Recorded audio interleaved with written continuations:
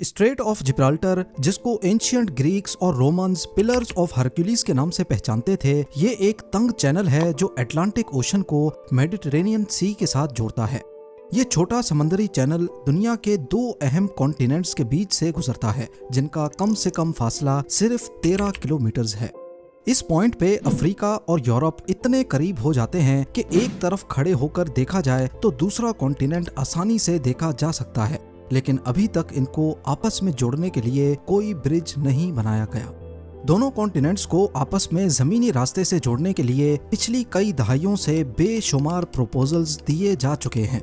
ये रास्ता काफी इम्पोर्टेंट है क्योंकि ये यूरोपियन यूनियन की 45 करोड़ और अफ्रीका की 150 करोड़ की आबादी को आपस में जोड़ने के काम आ सकता है। इसका दोनों कॉन्टिनेंट्स की इकोनॉमी पर बहुत बड़ा असर पड़ेगा। ट्रेड बढ़ सकेगी, ट्रांसपोर्टेशन बेहतर होगी और टूरिज्म भी काफी हद तक बढ़ जाएगा। पर सवाल ये है कि जब इतने ज्यादा फायदे भी हैं तो फिर अभी तक स्ट्रेट ऑफ जिब्राल्टर पर कोई ब्रिज क्यों नहीं बनाया गया। ज़ेम टीवी की वीडियोस में एक बार फिर से खुशामदीद। नाजरीन, स्ट्रेट ऑफ जिब्राल्टर दो अहम वाटर बॉडीज को आपस में जोड़ता है, अटलांटिक ओशन और मेडिटेरेनियन सी। ये स्ट्रेट करीब 57 किलोमीटर लंबा, जबकि स्पेन के टरीफा और मोरक्को के सेरीज पॉइंट से इसकी चौड़ाई सिर्फ 8 मील या फिर 13 किलोमीटर है। और गहराई की बात की जाए तो पूरे स्ट्रेट की एवरेज डेप्थ करीब 1200 फीट या फिर 365 मीटर्स है। ये स्ट्रेट देखने में जितना छोटा लगता है उतना ही इसकी अहमियत बहुत ज्यादा है, क्योंकि ये मेडिटेरेनियन और अटलांटिक ओशन के बीच एक कुदरती रास्ता है। इसके बरक्स सुइज कैनाल को देखा जाए तो ये मैन मेड कैनाल रेड सी और मेडिटेरेनियन के बीच शिप्स के लिए एक रास्ता फराहम करता है। सुइज कैनाल की विड्थ बहुत कम है, जिसमें फुल साइज के बहरी जहाजों के फंसने का खतरा हमेशा मंडरा रहा होता है। स्ट्रेट ऑफ जिब्राल्टर बड़ी साइज की कार्गो शिप्स के लिए एक खुला रास्ता फराहम करता है, जिसकी वजह से यहाँ से गुजरने वाली शिप्स की तादाद भी काफी ज्यादा है। सुइज कैनाल से हर साल 20,000 शिप्स गुजरती हैं, पनामा कैनाल से 14,000 और स्ट्रेट ऑफ जिब्राल्टर से हैरत अंगेज तौर पे सालाना 1 लाख से ज्यादा शिप्स गुजरती हैं। बहुत सारी कार्गो वेसल्स वेस्टर्न हेमिस्फेयर से कीमती सामान मिडिल ईस्ट, अफ्रीका और यूरोप तक लाती हैं, जबकि कुछ सुइज कैनाल को क्रॉस करके एशिया और चाइना तक भी जाती हैं। इसी तरह मिडिल ईस्ट से वेस्टर्न यूरोप या फिर अमेरिका जाने के लिए भी शिप्स को स्ट्रेट ऑफ जिब्राल्टर को ही इस्तेमाल करना पड़ता है। और क्योंकि straight of Gibraltar fossil fuel rich मुल्कों के करीब है, इसी वजह से ऑयल वेसल्स का यहाँ से गुजरना भी रोज का मामूल है। एक रिपोर्ट के मुताबिक स्ट्रेट से डेली करीब 300 ऑयल वेसल्स गुजरती हैं, जिनकी मालियत अरबों डॉलर होती है। स्ट्रेट ऑफ जिब्राल्टर आलमी मार्केट्स के लिए एक अहम ट्रेडिंग रूट है और इसी की वजह से ही करीबी कंट्रीज का रोजगार भी जुड़ा है। स्पेन का एल जजीरस पोर्ट, जो यूरोप का सबसे बड़ा शिपिंग पोर्ट है, और मोरक्को में टेंजर पोर्ट भी तेजी से बढ़ता जा रहा है। ट्रेड और टूरिज्म से होने वाले इन फाइनेंशियल बेनिफिट्स के पेश नज़र बहुत से लोग हैरान हैं कि दुनिया के इन दो हिस्सों को मिलाने के लिए अभी तक एक भी ब्रिज क्यों नहीं बनाया गया। ऐसा नहीं है कि इस पर सोच विचार नहीं की गई। 1979 से लेकर कई फिजिबिलिटी स्टडीज और प्रपोजल्स दिए गए हैं, लेकिन कुछ मसले हैं जिनकी वजह से यहाँ ब्रिज बनाना इतना आसान नहीं होगा। सबसे पहले बात करते हैं इस ब्रिज की कॉस्टिंग पर। एस्टिमेट्स के मुताबिक स्ट्रेट ऑफ जिब्राल्टर पर ब्रिज बनाने की कीमत 5 अरब से 20 अरब डॉलर्स तक भी जा सकती है, क्योंकि ये ब्रिज दुनिया के दूसरे बड़े ब्रिजेस के मुकाबले में काफी मुश्किल होगा। एक तो ये कि यहाँ जैसा भी ब्रिज बनाना होगा उसको ऐसे डिजाइन किया जाए कि नीचे से दुनिया के सबसे बड़े बहरी जहाज भी आसानी से गुजर सकें, जो कि कहना तो आसान है लेकिन करना शायद काफी मुश्किल। ये मुश्किल क्यों है इस पर बाद में बात करते हैं, लेकिन ये 5 से 20 अरब डॉलर्स की कॉस्टिंग बर्दाश्त कौन करेगा। जाहिर है स्ट्रेट ऑफ जिब्राल्टर से जो कंट्रीज फायदा उठा रही हैं, ये कॉस्ट उन्हीं को भरनी पड़ेगी, यानी कि स्पेन और मोरक्को। पर आज तक इन दोनों कंट्रीज की पॉलिटिकल लीडरशिप कभी भी कोई एग्रीमेंट नहीं कर पाई। स्पेन का कहना है कि ब्रिज से ज्यादा फायदा मोरक्को को होगा तो ज्यादा कॉस्ट वो बर्दाश्त करे, जबकि मोरक्को की लीडरशिप चाहती है कि ये कॉस्ट 50-50 डिवाइड हो। दूसरा मसला है ब्रिज की फिजिबिलिटी का, यानी कि इसके बनने के बाद ये कितना फायदेमंद होगा। مثال کے طور پہ یوکے اور فرانس کے بیچ بنائے جانے والے چینل ٹنل کی بات کی جائے تو اس پر $14.5 ارب کا خرچہ آیا تھا، لیکن ہر سال اس ٹنل کو 2 کروڑ سے زیادہ پیسنجرز استعمال کرتے ہیں۔ ایک پیسنجر یوکے سے 121 پاؤنڈز یا پھر $150 میں فرانس تک پہنچ سکتا ہے، یعنی ہر سال یہ ٹنل قریب $30 ارب کی کمائی کرتا ہے، اپنی کنسٹرکشن کاسٹ سے بھی ڈبل۔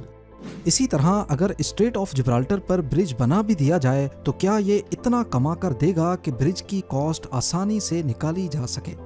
اس چیز کو کافی شک کی نگاہ سے دیکھا جاتا ہے، کیونکہ موراکو ایک ایسا ملک ہے جس کی جی ڈی پی صرف $130 بلین ہے، یعنی پاکستان سے بھی آدھی۔ اگر یہاں $5 ارب کا بھی برج بنا اور کم سے کم فیس $20 بھی رکھی جائے تو جہاں یوکے سے فرانس کے چینل ٹنل کو سالانہ 2 کروڑ پیسنجرز استعمال کر رہے ہیں، وہیں اسٹریٹ آف جبرالٹر کے برج کو سالانہ 25 کروڑ پیسنجرز کے استعمال کرنے پر برج کی کاسٹ نکالی جا سکتی ہے، جو کہ کافی ان ریئلسٹک نمبر ہے۔ اگلا مسئلہ ہے برج کی کنسٹرکشن کا۔ جیسا کہ آپ نے جانا کہ اسٹریٹ آف جبرالٹر شپس کے لیے کافی بزی روٹ ہے، اس چیز کو نظر میں رکھتے ہوئے یہاں ایک ایسا برج بنانا ہوگا جو اس ٹریفک کو ڈسٹرب نہ کرے۔ اس کے لیے برج کی اونچائی کافی زیادہ رکھنی ہوگی، جو کہ انجینئرز کے لیے ایک بہت بڑا چیلنج ہوگا۔ اسٹریٹ آف جبرالٹر کی ایوریج ڈیپتھ تو 1200 فیٹس ہے، لیکن کسی مقام پر یہ 3000 فیٹ سے بھی زیادہ گہرا ہے، یعنی کہ دنیا کی سب سے اونچی بلڈنگ برج خلیفہ سے بھی زیادہ۔ آج تک دنیا کے سب سے بڑے برج پلرز ملاؤ وایاڈکٹ میں بنے ہوئے ہیں اور ان کی اونچائی بھی صرف 1104 فیٹس ہے۔ تو اسٹریٹ آف جبرالٹر میں 3000 فیٹ سے بھی بڑے پلرز، وہ بھی پانی کے اندر کھڑے کرنا ایک ایسا ٹاسک ہوگا جس سے انجینئرز بہت گھبراتے ہیں۔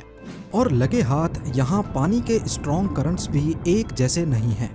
اوشن کے باٹم پہ پانی ایسٹ سے ویسٹ کی طرف جاتا ہے اور سرفیس پہ ویسٹ سے ایسٹ کی طرف، یعنی اگر اتنے اونچے پلرز یہاں کھڑے کیے گئے تو ان کو دونوں طرف سے پانی کے پریشر کو برداشت کرنا ہوگا۔ لیکن اس برج کو سب سے بڑا خطرہ پانی میں کھڑے دنیا کے سب سے بڑے پلر سے نہیں بلکہ ارتھ کی ٹیکٹونک پلیٹ سے ہوگا۔ جی ہاں، ہمارے ارتھ کا کرسٹ مختلف سیکشن سے بنا ہے جن کو ٹیکٹونک پلیٹس کہتے ہیں، اور یہ ہر وقت ہل رہی ہوتی ہیں، اور جہاں پر یہ پلیٹس ایک دوسرے سے ملتی ہیں وہاں زلزلے یعنی ارتھ کوئکس بہت عام ہوتے ہیں۔ بدقسمتی سے افریقن اور یوریشین پلیٹس جس جگہ پر ملتی ہیں اسی کے اوپر اسٹریٹ آف جبرالٹر ہے، یعنی اگر یہاں برج بن بھی گیا تو اس کا نتیجہ کافی بھیانک ہو سکتا ہے۔ اس ریجن میں ارتھ کوئک سے بچے رہنا صرف وقت کا کھیل ہے۔ 1755 میں لسبن ارتھ کوئک آیا جس کا ریکٹر اسکیل پہ میگنیٹیوڈ 8.5 سے 9 تک تھا۔ اس کی وجہ سے پورچگل، اسپین اور موراکو میں خوب تباہی مچی۔ اسی طرح 1960 میں 5.7 میگنیٹیوڈ والا آگادیر ارتھ کوئک آیا جس نے آگادیر اور موراکو میں تباہی پھیر دی۔ یعنی اسٹریٹ آف جبرالٹر پہ برج بنانے کا مطلب یہ ہے کہ اس کو اٹلانٹک اوشن کے ہائی کرنٹس کا مقابلہ تو کرنا ہی ہوگا، اوپر سے 9 یا 10 میگنیٹیوڈ کے زلزلے کو بھی برداشت کرنا ہوگا۔ ان سب خطروں کے ساتھ ساتھ اسٹریٹ آف جبرالٹر کا اوشن فلور بھی اسٹیبل نہیں ہے۔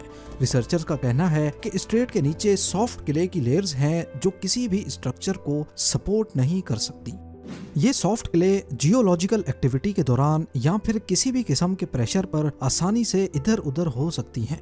جیولوجسٹ نے خبردار کیا ہے کہ اس علاقے میں کوئی بھی کنسٹرکشن پروجیکٹ ان کلے چینلز کی وجہ سے تباہ کن طور پہ ناکام ہو سکتا ہے، پر اس کا مطلب یہ نہیں ہے کہ دونوں کانٹیننٹس کو کسی بھی طرح جوڑا نہیں جا سکتا۔ کئی آلٹرنیٹس بھی دیے گئے ہیں، جیسا کہ اوشن فلور کے نیچے سے گزرنے والا ٹنل، یوکے اور فرانس کے بیچ چینل ٹنل جیسا، پر یہ پروجیکٹ کی کاسٹ کو اور زیادہ بڑھا دے گا، جو اس پروجیکٹ کی فیزیبلٹی پر سوالیہ نشان کھڑا کر دیتا ہے۔ دوسری طرف اسپین اور یورپین یونین کنٹریز کا ماننا ہے کہ ٹنل یا برج بنانے کے بعد یورپ میں بہت سارے افریقن ریفیوجیز یا انلیگل امیگرینٹس کی تعداد بڑھ جائے گی، جس پر کنٹرول پانا بہت مشکل ہو سکتا ہے۔ یہی سب وجوہات ہیں جس کی وجہ سے اسٹریٹ آف جبرالٹر پر دونوں کانٹیننٹس کا فاصلہ نہ ہونے کے باوجود بھی یہاں آج تک کوئی برج نہیں بنایا گیا۔